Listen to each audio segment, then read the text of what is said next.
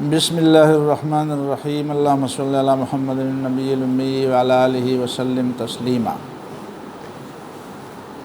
عن ابن عمر رضی اللہ عنہما قال اخذ رسول اللہ صلی اللہ علیہ وسلم بمنکبی فقال کن فی الدنیا کأنک غریب او عابر سبیل،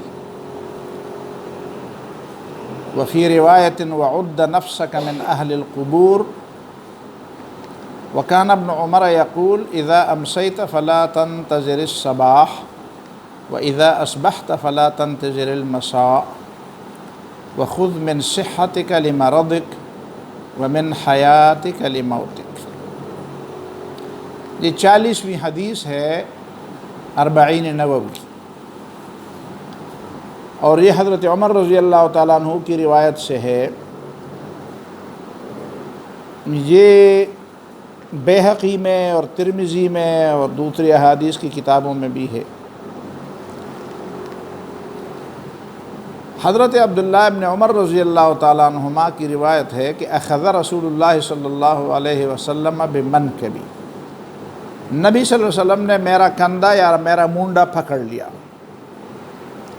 فقال، تو فرمایا، یعنی مجھے متوجہ کرنے کے لیے میرے کندھے کو پکڑا، متوجہ کرنے کے لیے۔ اور ان کو بھی یہ بات یاد ہے کہ نبی صلی اللہ علیہ وسلم نے اس طرح کے، اب ظاہر ہے کہ یہ عمر میں بھی جوان تھے، کم عمر تھے، ان کو متوجہ کرنے کے لیے نبی صلی اللہ علیہ وسلم نے،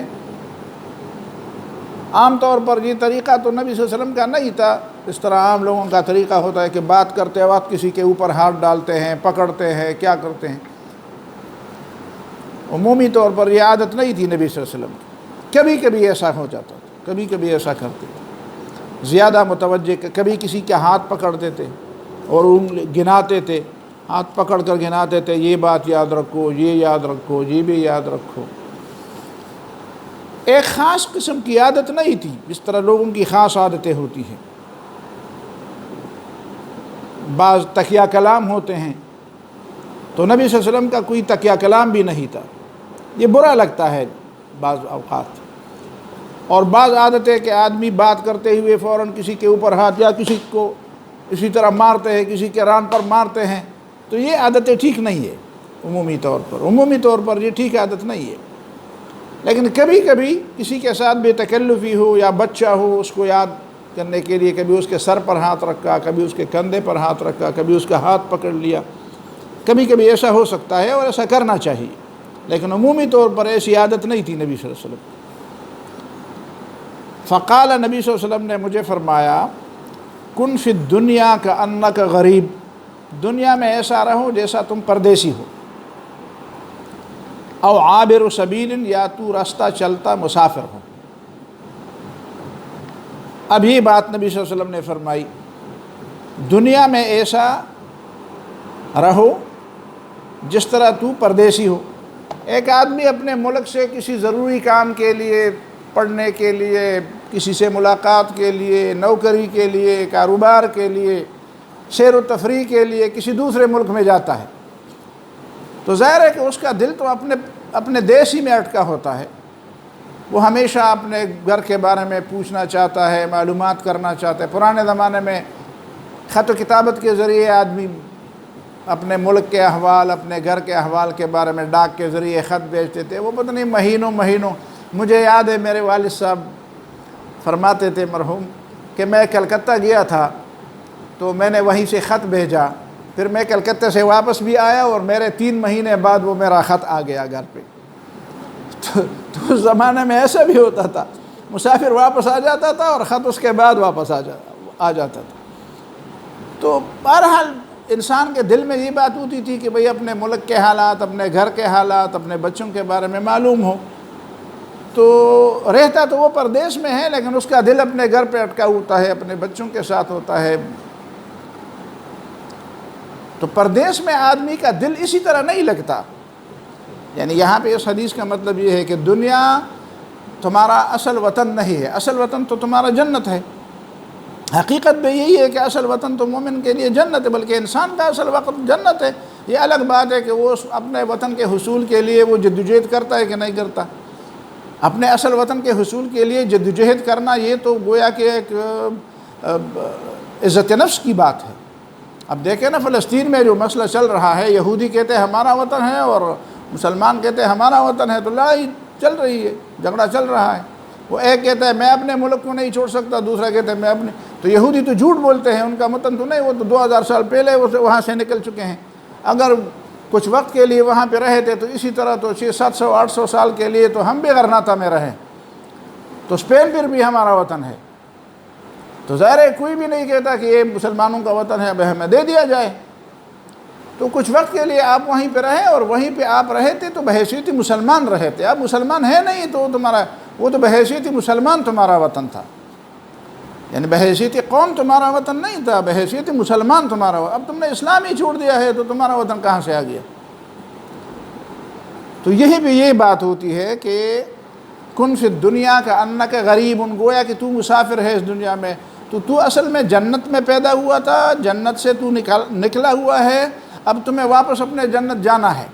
تو دنیا میں تم اسی طرح رہو کہ تم نے واپس اپنے وطن کو حاصل کرنا ہو، تو تمہارا دل دنیا کی بجائے اپنے وطن میں ہونا چاہیے، جنت میں ہونا چاہیے، اور اسی کے لیے تمہیں تگدو کرنا چاہیے۔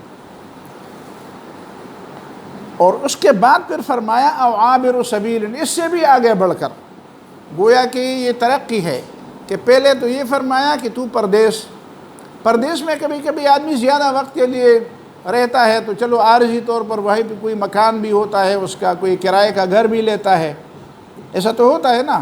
پردیس میں آدمی ہو تو وہیں پہ کچھ وقت کے لیے، کچھ دور کے لیے وہ وہیں پہ کیا کرتا ہے، وہاں پہ کوئی گھر بھی خریدتا ہے، کوئی یا کرایہ پر لیتا ہے، کوئی مطلب یہ کہ کچھ دن گزارنے کے لیے، مہینے سال گزارنے کے لیے وہیں پہ ہوتا ہے۔ تو بہرحال کسی حد تک وہ اس کا اصلی وطن تو نہیں ہوتا، لیکن وطن اقامت ہوتا ہے۔ جس طرح ہماری فقہ کی اصطلاح میں ہے نا، ایک ہے وطن اصلی جو اس انسان کے ماں باپ کا وطن ہو، جو اس کی پہچان ہو، ایک ہے وطن اقامت۔ اقامت کا مطلب یہ ہے کہ میں یہیں پہ رہائش پذیر ہوں، لیکن آپ جی پشاور میں کہاں پہ رہتے ہیں؟ میں فلان جگہ پہ رہتا ہوں، میں فلان کالونی میں رہتا ہوں۔ آپ ہیں کہاں کے؟ تو میں مردان کا ہوں، میں پشاور کا ہوں، میں مطلب کہ دوسرے ملک سوات کا ہوں، دیر کا ہوں۔ اچھا جی، تو او عابر سبیل، یا تو رستہ چلنے والا ہے۔ اب جو رستہ چلنے والا مسافر ہوتا ہے نا، وہ تو پردیسی سے بھی بڑھ کر مسافر ہوتا ہے ایک قسم کا۔ کن فی الدنیا کا انک غریب، آدمی پردیسی ہو لیکن پردیس میں بھی اس نے کچھ جھونپڑی شونپڑی بنائی ہو کہ کچھ وقت کے لیے، کچھ دنوں کے لیے میں نے یہاں پہ رہنا ہے۔ لیکن اس سے آگے بڑھ کر فرمایا او عابر سبیل، یا تو رستہ چلتا مسافر ہو۔ ایک آدمی ہے، اس کی کوئی منزل ہے، مثلا وہ اپنے گھر جا رہا ہے، اور راستے میں وہ مطلب یہ ہے کہ پڑاؤ بھی کرتا ہے، کبھی سستاتا بھی ہے، کبھی کھاتا بھی ہے، کبھی پیتا بھی ہے، کبھی سوتا بھی ہے، آرام بھی کرتا ہے، لیکن وہ ہر چیز میں اس طرح دلچسپی نہیں لیتا۔ راستہ چلتے ہوئے وہ کئی چیزیں دیکھتا ہے، کئی لوگوں سے ملتا ہے، کئی چیزیں کئی اچھی اچھی جگہ پہ اس کی نظر پڑتی ہے، شاید اس کے اپنے علاقائی اپنا جو وطن ہے اس سے بہتر منظر کوئی جگہ پیش کر رہی ہو، اور کوئی اچھی جگہ ہو، وہاں پہ پانی ہو، وہاں پہ مثال کے طور پر سبزہ ہو، وہاں پہ باغات ہوں، وہاں پہ بڑے اچھے مناظر ہوں، لیکن یہ کہتا ہے یار چلو اچھی جگہ ہے لیکن میں تو جا رہا ہوں، اب میں اس کے تماشے میں مگن رہوں گا تو پھر میرا راستہ کھوٹا ہو جائے گا۔ اب اگر وہ ہر آدمی کے ساتھ اسی طرح دوستی لگائے گا، لو لگائے گا اور باتیں کرے گا، تو کہتے ہیں یار مجھے تو دیر ہو جائے گی۔ اب گاڑی چلا کر کراچی جا رہے ہیں، تو راستے میں جاتے جاتے آپ کے ساتھ کوئی گپ شپ کر دے گا، آپ کہتے ہیں یار بس ٹھیک ہے، آپ کی باتیں تو بڑی اچھی ہیں، باتیں تو بڑی عجیب ہیں، اور دل چاہتا ہے کہ آپ سے بہت زیادہ باتیں کر لوں، بہت زیادہ آپ کی سنوں، لیکن یار مجھے دیر ہو رہی ہے، مجھے تو جانا ہے بہت بڑا۔ پھر آدمی سویرے اٹھتا ہے، اپنے سفر کا سامان تیار کرتا ہے، جلدی کرتا ہے، وہ راستہ کوٹا نہیں کرنے، وہ کہتے ہیں یار اتنا مزل، اتنا راستہ میں نے طے کیا، اتنا راستہ ابھی مجھے باقی ہے، اگر تم مجھے باتوں میں لگاؤ گے، مجھے کسی چیز میں ان چیزوں میں دل لگاؤں گا، ادھر دیکھوں گا، تماشے کروں گا، تو میرا تو راستہ کوٹا ہو جائے گا، میں تو نہیں پہنچ سکوں گا۔ باتوں کا یہی مطلب ہے کہ تمہاری اصل توجہ اور اصل مطلب یہ ہے کہ دل کے اندر جو چیزیں سما جاتی ہے وہ اپنا ملک ہو، اپنا وطن یعنی آخرت ہو، دنیا دل لگانے کی جگہ نہیں ہے، یہ مطلب ہے۔ اس کا مطلب یہ ہوا کہ دنیا میں آپ کا ٹھیک ہے جسمانی طور پر آپ دنیا میں ہیں، لیکن دل آپ دنیا میں لگا دیں۔ وہ بڑے لوگوں نے مثال، صوفیوں نے مثالیں دی ہیں، اچھے اچھے بڑے، امام غزالی نے بھی، دوسرے لوگوں نے بھی مثالیں دی ہیں کہ دیکھو دل کی مثال جو ہے وہ کسی ملک میں ایک مرکزی اور اعلیٰ جگہ کی ہوتی ہے۔ اس طرح کسی ملک میں ایک دارالخلافہ ہوتا ہے، دارالخلافہ میں کوئی ایسا علاقہ ہوتا ہے جہاں پہ وہ حکمران لوگ رہتے ہیں اور بڑے حکمران رہتے ہیں۔ پھر پرانے زمانے میں بھی ایسی جگہ بھی ہوتی تھی جہاں پہ تخت ہوتا تھا۔ آج کل تو تخت نہیں ہے، وہ تخت تو بادشاہوں کے ہوتے تھے، اس زمانے میں تخت ہوتا تھا، ان کے تاج ہوتے ہیں۔ آپ نے مغل بادشاہوں کے وہ دیکھے ہیں نا، وہ تاج ہوتے تھے، تو تاج کبھی کبھی اتنے بڑے ہوتے تھے کہ وہ اس کے سر پر مطلب آتا، اور وہ ظاہر ہے کہ وہ اس کی گردن توڑ دیتے تھے، تو اس کو بالکل باریک تاروں کے ساتھ چھت کے ساتھ لٹکایا ہوتا تھا، اور بادشاہ سلامت آ کر آگے سے اس پہ اپنا سر دے دیتے تھے، اور پھر بڑے احترام کے ساتھ وہ سر زیادہ نہیں ہلا سکتا تھا، اس لیے کہ وہ کسی کو دیکھتا بھی تھا تو بس اسی طرح بڑی مشکل سے ادھر دیکھتا اور ادھر دیکھتا، کسی کو دیکھتا تو وہ بڑی اب کہتے یار بادشاہ نے مجھے اسی طرح دیکھ لیا۔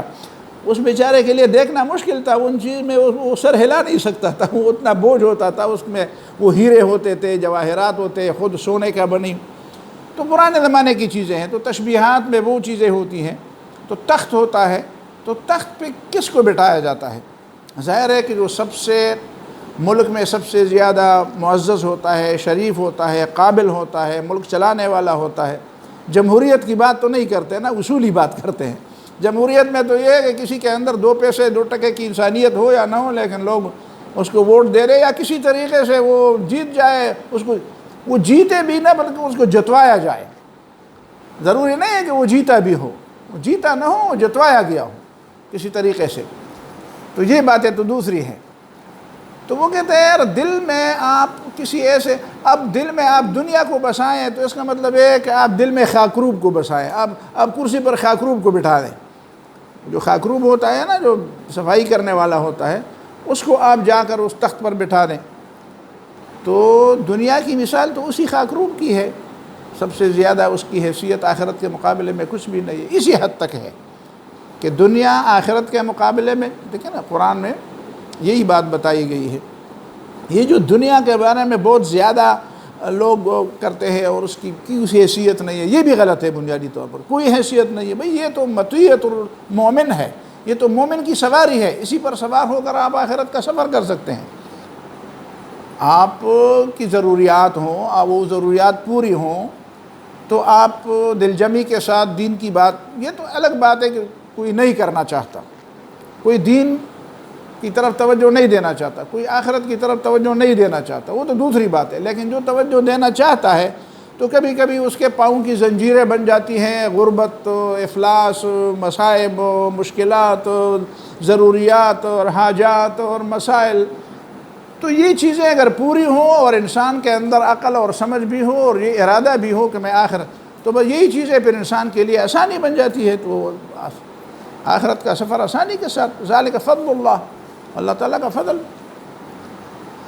لیکن اس کا یہ مطلب نہیں ہے کہ دنیا جس طرح مسافر گھر نہیں بناتا تو آپ گھر نہیں بنائیں گے۔ بھئی گھر پیغمبر نے بنایا ہے، نبی صلی اللہ علیہ وسلم مدینہ تشریف لے آئے تو اپنے لیے، اپنے بیوی بچوں کے لیے گھر بنا دیے، اور وہ گھر ان کی ملکیت تھے، یعنی جتنی بھی بیویاں تھیں سب ایک ایک بیوی کو ایک ایک گھر جو دیا، یا کمرہ تھا اس زمانے میں، جتنے بھی گھر تھے عام حالات میں تو جتنے دے سکتے تھے، تو وہ ان کی ملکیت تھی، ان کی ملکیت۔ بعد میں نبی صلی اللہ علیہ وسلم کی وفات کے بعد انہوں نے اس کو بیچا بھی، ان میں سے کچھ ایسے تھے جن کو بیچا بھی۔ تو یہ بات کہ آپ گھر نہیں ہاں یہ گھر ایسا بنائیں جو آپ کی ضروریات پوری کرنے کے لیے ہو، ساری توجہ اگر آپ کو گھر بنانے اور سنوارنے اور اس کو ڈیکوریٹ کرنے اور اس کے اندر یہ چیزیں ہیں اور اس میں یہ ساری توجہات آپ اسی میں، تو ظاہر ہے کہ یہ تو پھر مومن کی شان نہیں ہے۔ مومن کی شان تو یہ ہے کہ اس کو سواری بنا رہے، ایسا نہ ہو کہ اس کو اپنے دماغ پر سوار کر دے۔ تو یہ وہ بنیادی چیز ہے۔ اس میں دیکھیں آگے کیا کہتے ہیں، وَكَانَ ابْنُ عُمَرَ، اب یہاں تک تو حدیث ہے، اور حدیث میں ایک جملہ اور بھی ہے، وہ ہے وَعُدَّ نَفْسَكَ مِنْ أَهْلِ الْقُبُورِ، اور اپنے آپ کو قبروں والوں میں گنا دو، شمار کر دو کہ میں قبر والوں میں ہوں۔ اب قبر میں آدمی ہو تو قبر ہوتا ہے، قبر ہوتی ہے اور اس کا عمل ہوتا ہے۔ اس کا مطلب یہ ہے کہ یہ نہ کہوں کہ میں کبھی ادھر جاؤں گا، بلکہ یہ کہوں کہ فرض کرے اس وقت میں قبر میں ہوں تو میرے ساتھ میرا عمل ہوگا، تو میرا عمل کیا ہے، اور میں اکیلا ہوں، کوئی سفارش، کوئی دوسرا میری باز پرس کے لیے میرے بارے میں معلومات، میری آواز کسی تک نہیں پہنچ سکتی، نہ مجھ سے کوئی آگاہ ہو سکتا ہے کہ میں کس حالت میں ہوں، بس میں ہوں اور میرا عمل ہو۔ تو کبھی کبھی یہ جو زیارت القبور کی بات ہے نا، کبھی کبھی ہونی چاہیے۔ نبی صلی اللہ علیہ وسلم نے پہلے لوگوں کو منع کیا تھا، پھر نبی صلی اللہ علیہ وسلم نے اجازت دے دی، خواتین کو بھی اجازت دے دی، لیکن خواتین کے معاملے میں تھوڑی سی احتیاط ہی کی کہ ان کی سمجھ بوجھ کے لیے عام طور پر لوگ انتظامات بہت کم کرتے ہیں تو ان کو زیادہ علم نہیں ہوتا، زیادہ علم کا مواقع نہیں ہوتے، ورنہ ان کے لیے کوئی مشکل نہیں۔ نبی صلی اللہ علیہ وسلم نے منع کیا تھا، سب کو منع کیا تھا، اجازت دی تو سب کو اجازت دی، اور وہیں پہ زیادہ مطلب ہے کہ فریاد کرنے اور زیادہ چیخیں چلانے اور یہ اور وہ جاہلیت کے طریقے اپنانے، اس سے منع کیا نبی صلی اللہ علیہ وسلم نے۔ وہ مرد کرے تب بھی غلط، وہ عورت کرے تب بھی غلط، لیکن چونکہ عورتیں اس زمانے میں زیادہ اس طرح کرتی تھی، دل نرم ہوتا ہے ان کا، اب باپ کی قبر ہے، بھائی کی قبر ہے، بہن کی قبر ہے، بیٹے کی قبر دیکھے تو مشکل ہوتا ہے اپنے آپ کو سنبھالنا یا قابو رکھنا۔ تو یہ اسی لیے ہے وَعُدَّ نَفْسَكَ مِنْ أَهْلِ الْقُبُورِ، اور ابھی سے اپنے آپ کو سمجھو کہ میں قبر میں ہوں، تو تب تمہاری ذہنیت اور تمہارا دل و دماغ جو ہے وہ درست طریقے سے کام کرے گا، اور آخرت سے زیادہ غفلت نہیں ہوگی، اور دنیا کی طرف زیادہ توجہ نہیں ہوگی جو غیر مناسب توجہ ہے۔ تو حضرت عبداللہ ابن عمر فرماتے تھے اذا امسیت فلا تنتظر الصباح، جب شام ہو جائے تو صبح کا انتظار نہ کرو۔ اس کے دو مطلب ہیں، اور جب صبح ہو جائے تو شام کا انتظار نہ کرو۔ اس کا ایک مطلب عام لوگوں نے لیا، ہمیں بھی یہ بتایا گیا تھا کہ مثال کے طور پر صبح ہے تو ضروری نہیں ہے کہ میں شام تک زندہ رہوں، تو ابھی سے اپنے آپ کو مردوں میں شمار کر دو۔ تو اس کا کیا مطلب ہوا؟ اس کا مطلب یہ ہوا کہ آپ دنیا کے لیے بھی کچھ نہیں کر سکیں گے، اور آپ یہ سمجھیں گے کہ بس ابھی تو میں مر رہا ہوں، یا شام ہو گئی تو صبح تک تو پتہ نہیں میں زندہ رہوں گا، تو بس یہ میری آخری شام ہے۔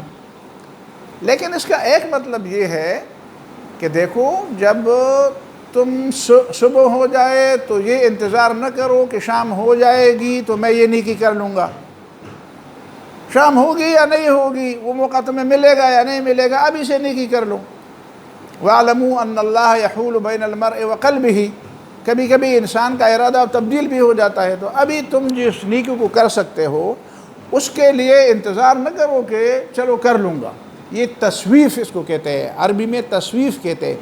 تسویف کا معنی سوف افعل، یہ کر لوں گا، ابھی تو وقت ہے، کر لوں گا، کل کر لوں گا، ابھی تو جوانی ہے، بعد میں ابھی تو میں ذرا زیادہ مصروف ہوں، تو یہ مصروفیت ذرا ختم ہو جائے، یہ بچے ذرا بڑے ہو جائے، یہ فلان کام ذرا ہو جائے، پتہ نہیں ان کاموں کے علاوہ اس کے زیادہ اور کام پھر آئیں گے تو پھر کیا ہوگا، ابھی جو مصروفیت ہے اس سے مصروفیت دگنی ہو جائے گی تو پھر کیا ہوگا، ابھی جو تمہیں موقع ہے پھر یہ موقع ہی نہیں رہے گا۔ تو اسی میں حضرت عبداللہ ابن عمر کا مطلب یہی ہے کہ اس وقت جو تمہارے پاس موقع ہے، اس موقع سے فائدہ اٹھاؤ، یہ نہ کرو کہ بس انتظار کر لو کہ چلو شام کر لوں گا، اور شام کو انتظار کر لو کہ چلو صبح یہ کام کر لوں گا۔ نہیں، ابھی سے جو نیکی تم سے ہو سکتی ہے وہ کر لو، اور نیکی کو کل پر یا دوسرے وقت پر اٹھا کے نہ چھوڑو۔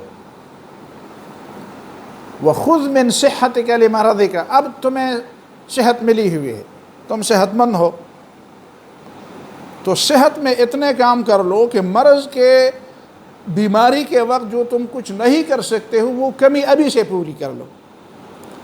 یعنی صحت میں اتنے کام کر لو کہ تم یہ سمجھو کہ اس صحت کے بعد بیماری نے تو آنی ہے۔ ظاہر ہے کہ یہ تو حقیقت پسندی ہے، بیماری ہے تو اس بات کی توقع رکھو کہ اس کے بعد صحت آئے گی، صحت ہے تو اس بات کا خطرہ رہتا ہے کہ یہ صحت چلی جائے، کبھی اچانک بھی چلی جاتی ہے، کسی بھی وجہ سے صحت چلی جاتی ہے، حادثہ بھی ہو سکتا ہے، کوئی غلطی بھی ہو سکتی ہے، کوئی دوسری بات بھی ہو سکتی ہے۔ تو صحت سے اتنا فائدہ اٹھاؤ کہ بیماری کی حالت میں جو نیکیاں تم نہیں کر سکتے ہو اس کی کمی ابھی سے پوری کر لو۔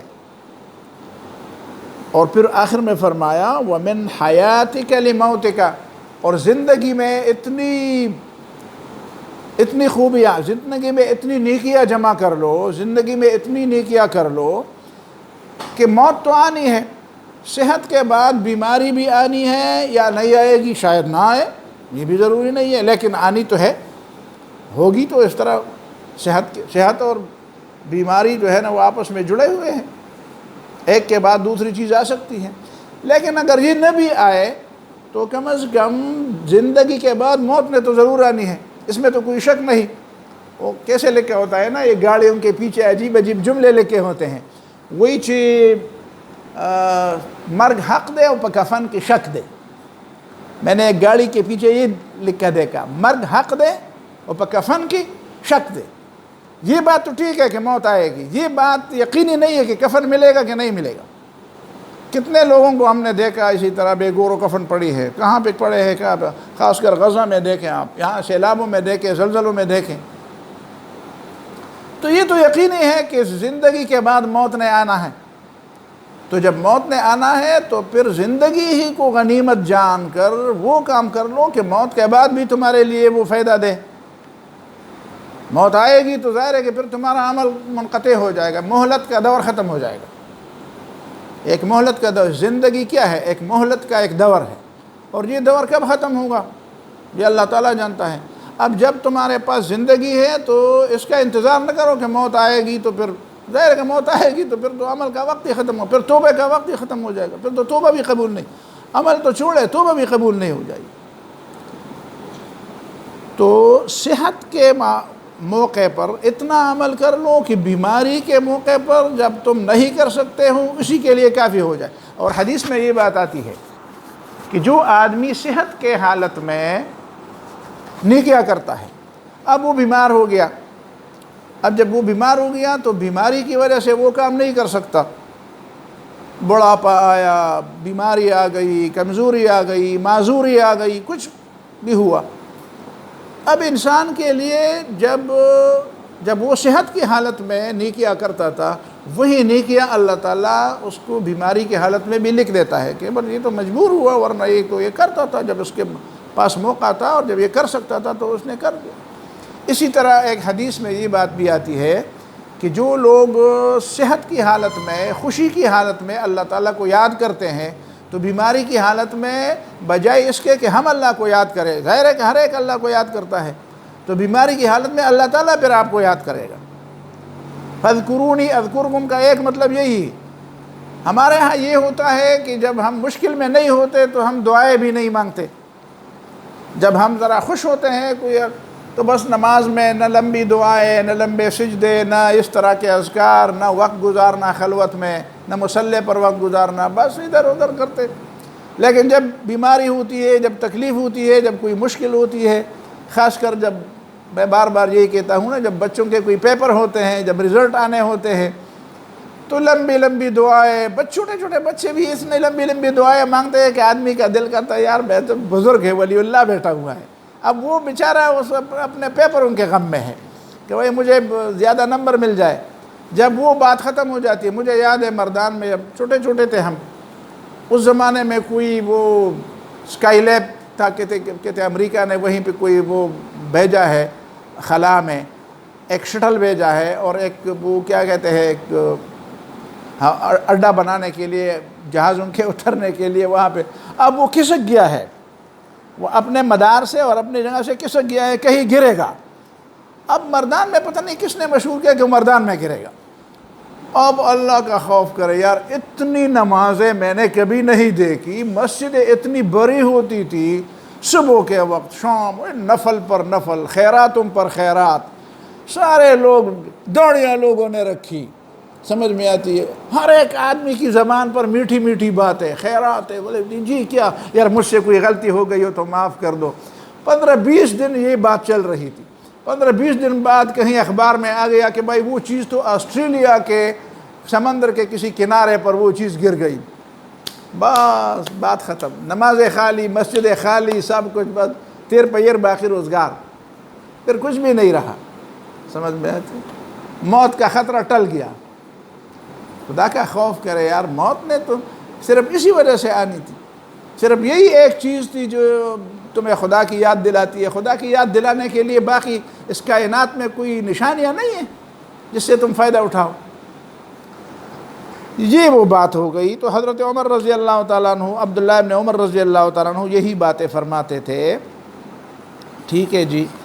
اس کے ساتھ ایک اور حدیث بھی لوگ سناتے ہیں یا نقل کرتے ہیں، جس میں یہ ہے کہ حب الدنیا رأس کل خطیئہ، دنیا کی محبت ہر غلطی کی جڑ ہے، بنیاد ہے.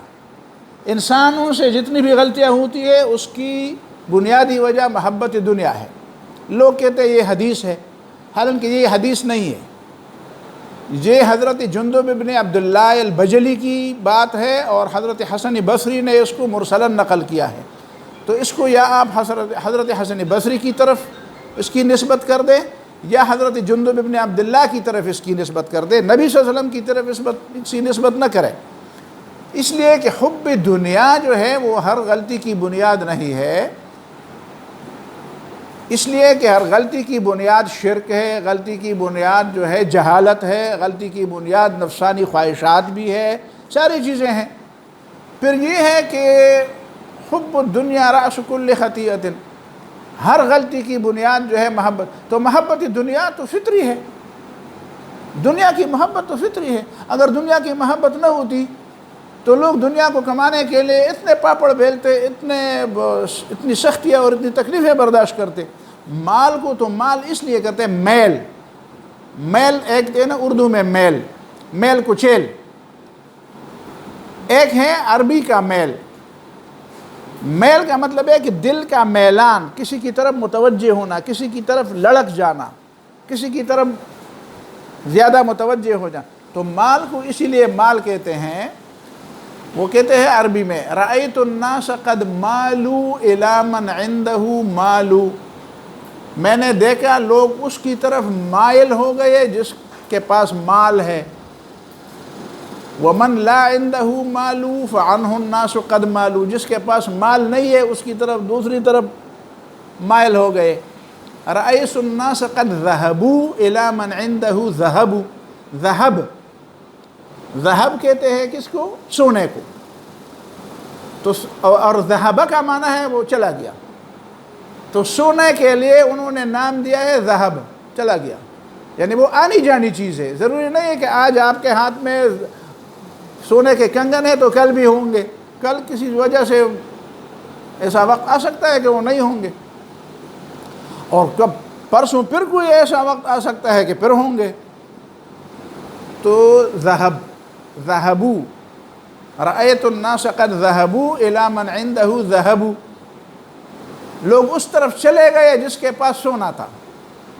سعودیوں سے اور خلیجی ممالک سے لوگ ارد گرد طواف کرتے ہیں نا.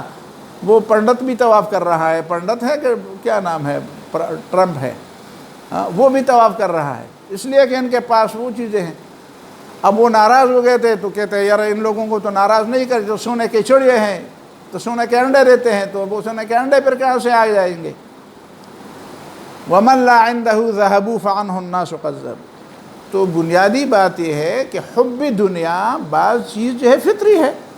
مال و اولاد جو ہے وہ اس کی محبت فطری ہے، نیچرل ہے. اولاد کے ساتھ محبت نہ ہو تو کون، اور خاص کر مائیں پھر کیسے ان کو اتنی پوری زندگی میں، یعنی میں آپ کے سامنے کیا کہوں، یعنی اگر بچے کی محبت فطری نہ ہوتی تو ماں باپ اتنا پاپڑ، اتنی مصیبتیں، اتنی تکلیفیں برداشت کر سکتے تھے بچوں کے لیے. تو اللہ تعالیٰ نے فطری محبت رکھی ہے. اسی لیے تو فرمایا انما اموالکم و اولادکم فتنہ، یہ بہت بڑی آزمائش ہے. مال و اولاد بہت بڑی آزمائش ہے، اس لیے کہ ان کی محبت فطری ہے.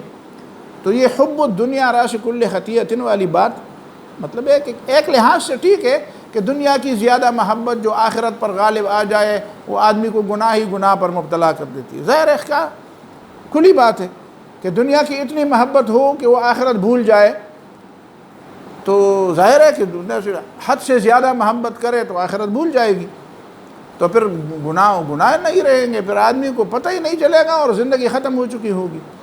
لیکن اعتدال کے ساتھ جو بات ہے وہ یہی ہے کہ دنیا اور آخرت کے درمیان جب مقابلہ آ جائے تو آپ ترجیح آخرت کو دے دیں، دنیا کو ترجیح نہ دے، دنیا کو دل پر سوار نہ کرے۔ جس طرح مولانا رومی نے کہا تھا کہ دیکھو آب در کشتی ہلاکی کشتی است، آب از بیرونی کشتی پشتی است، کشتی کے لیے پانی کی ضرورت ہے، غیر خشکی پر تو نہیں چلتی۔ تو اب اگر ایک فلسفی آ جائے اور وہ یہ کہ یار کشتی کے لیے تو پانی بہت ضروری ہے، اب کشتی کو پانی سے بھر دیا جائے، تو کشتی کو پانی سے بھر دیا جائے تو غرق ہو جائے گی۔ کشتی کے لیے پانی ضروری ہے، جب وہ کشتی پانی سے باہر ہو تو اس کے لیے پشتی ہے، اسی پر وہ چلتی ہے کشتی۔ لیکن کشتی کے اندر آپ پانی اتنا ڈالیں، ضرورت کے مطابق ڈالیں تو ہونی چاہیے، ضرورت کے مطابق آپ پینے کا پانی، پکانے کا پانی وہ جہازوں میں ہوتا ہے، لیکن اتنا پانی ڈالے کہ سارا جہاز ہی پانی ہو جائے تو غرق ہو جائے گا۔ اسی طرح دل کی مثال ہے، کسی حد تک تو اس کے اندر دنیا کی محبت ہے، یہ فطری ہے، کسی حد تک اس کے اندر اولاد کی محبت ہے، وہ فطری ہے، لیکن اس پورے دل کو آپ اس دنیا کی محبت سے بھر دے تو آپ نے دل کو برباد کر دیا۔ ٹھیک ہے جی، یہی بنیادی بات ہے۔ وآخر دعوانا الحمدللہ رب العالمین، جزاکم اللہ خیر۔ یہ کتاب جو ہے اس میں تو 2 حدیثیں اور بھی ہیں، تو آپ چاہیں تو میں 2 حدیثیں بھی آئندہ کے لیے پڑھے، ورنہ 40 حدیثیں تو پوری ہو گئی، مبارک ہو آپ کو، آپ نے 40 حدیثیں پڑھ لی، اور یہ اگر آپ پوری طور پر کر لیں گے تو بہت بڑی بات ہے، اور اللہ تعالیٰ کا بہت بڑا احسان ہے کہ اللہ تعالیٰ نے ہمیں یہ توفیق دے دی کہ جس کام کو ہم نے شروع کیا تھا، پتہ نہیں کب شروع کیا تھا، تو 2 سال ہو گئے، اچھا ماشاء 2 سال میں ہم نے اس کو پورا کر دیا، تو یہ اللہ تعالیٰ کا بہت بڑا انعام ہے۔ ربنا آتنا فی الدنیا حسنہ وفی الآخرۃ حسنہ وقنا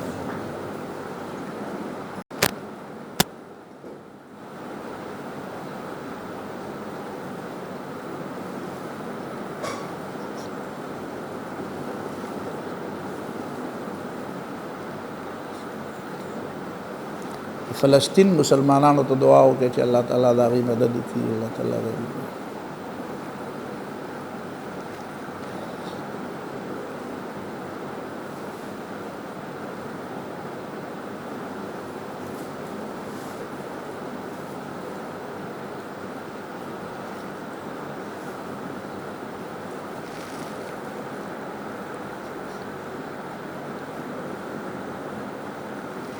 صلی اللہ تعالی علیہ وسلم۔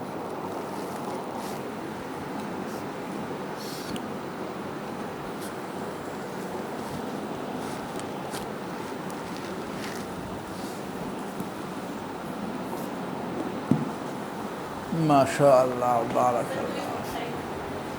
تاسو بچے ہاں ماشاء اللہ، بارک اللہ فیک۔